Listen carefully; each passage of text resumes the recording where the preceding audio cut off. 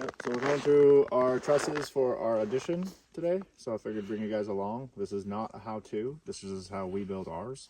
It works for us. It's still on our roof now. So we're going to get you guys going on how we do it. That's the end goal. That's what we're after. That's what we're building. And we make our own mending plates. Obviously you can buy them probably for a lot cheaper than the way we build them, but those are pretty stout and we like them. This is how we get our, we have a 412 pitch. So 4 inches of rise on a 12-inch run. Just mark that guy. Whatever side you measure from is the one you want to mark. So if you're measuring on the inside of your square, that's the one you mark your line. You can do the same from the back.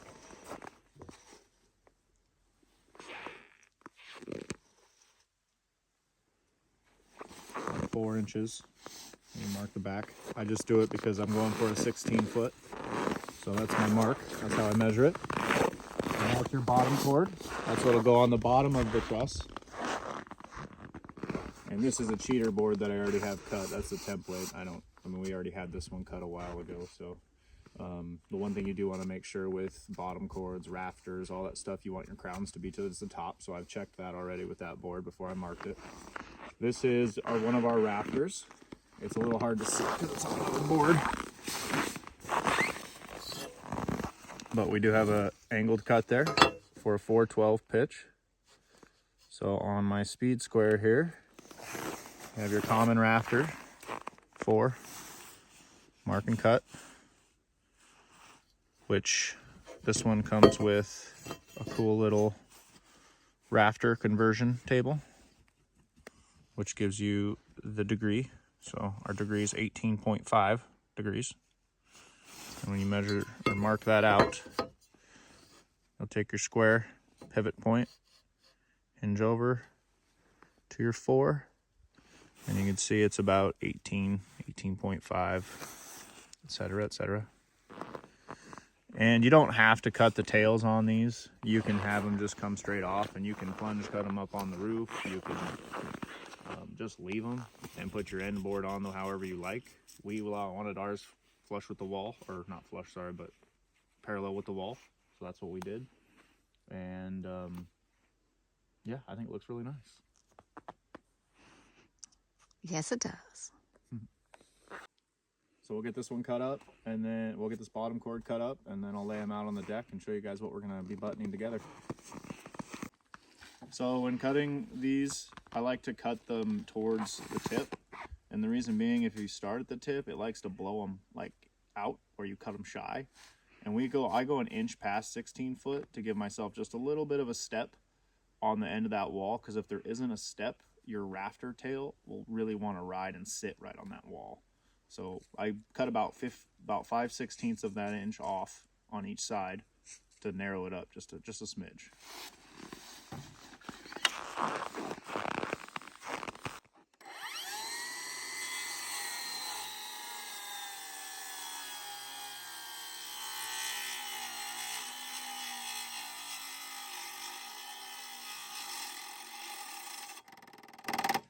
Dead battery. Problems of working outside in Alaska in the wintertime.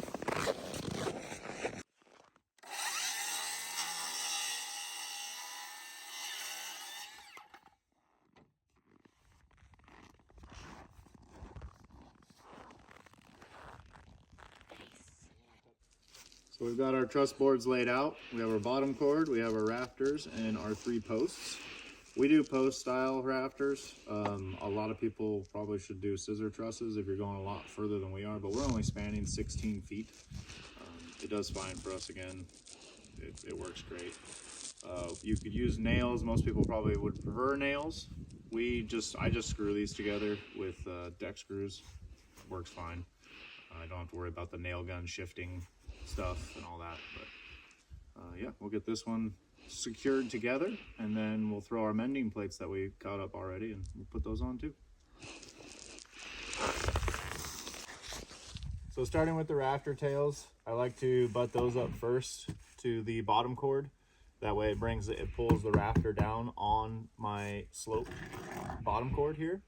and then I'll do the top of the rafters to button those together, and then I do my posts last. I put 2 in each mating surface. That way at least there's 2, except for the top. The top gets 4, and I use 10 by 3 inch deck screws, Torx. Don't ever buy Phillips, you'll hate yourself. They strip out way too often. We have a foot overhang off of our house. I mean, you always want some kind of overhang, otherwise it's going to come right down onto your walls, which is not good. And yeah, we'll get this one put together.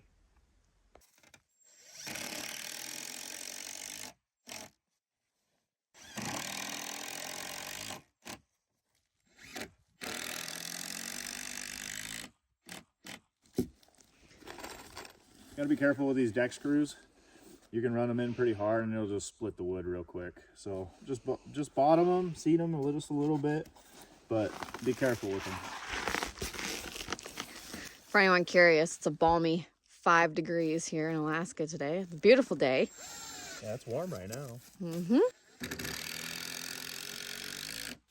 Perfect temperature for building trusses, right? Exactly.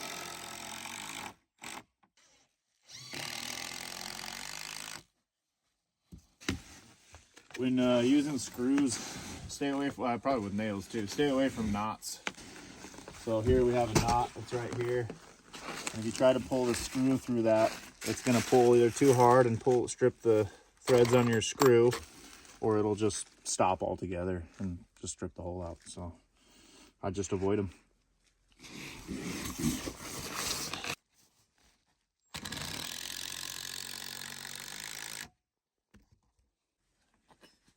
So our mending plates are old. It's old sheet of plywood that we got.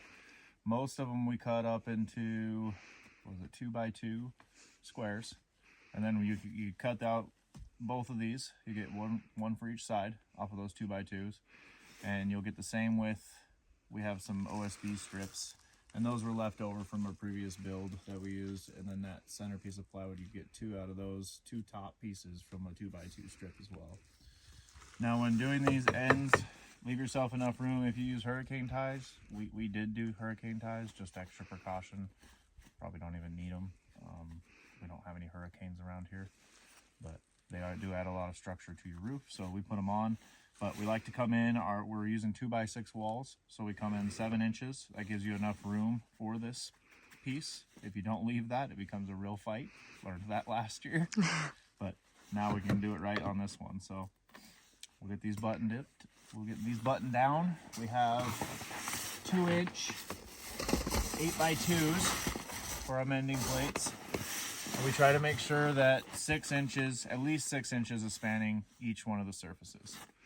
That way you get a solid connection with at least, I think, 5 screws is what I make sure to put in for each 6 inches. So it's a lot of screws. You're gonna pay for it in the screw department, but it's pretty structural sound to me. I mean, we had 2 feet of snow on that roof before, and it's fine. And that a 412 pitch slides, it'll slough off the side of it when it warms up, no problem. So yeah, there we go. Little man was supposed to be part of our video today, but he had other plans apparently. Justin's out there getting the trusses all done up while Dawson naps, and I've been in the kitchen making some more fresh sourdough bread. Oh, it smells so good. Best sandwich bread ever. So after getting mending plates on both sides, we do both sides. Probably should anyways, even if you're using the store-bought ones. This is the end result. You get your truss, at least our truss that we like. Again, this is not a how-to. This is not me telling you this is what you should do. This is just what we do. I'm not a builder. I'm not a carpenter. I'm actually a mechanic. And this is how we build them. So one of the things we like to do is use screws. That way I can take stuff apart if I need to. It's a lot easier to take a screw out than a nail, I've found. I do framing with nails. I have a nail gun that makes it pretty quick, but again, I just don't like bumping things around on this because everything's sloped and they slide and then you're off and it's annoying. Anyways, once we throw these up, we'll full sheet them with 5/8 OSB across them, and then we'll do a full underlayment, and then we put metal roofing on it, and then we'll be done with it. But Yep. these are the last pieces. And then it will look like that.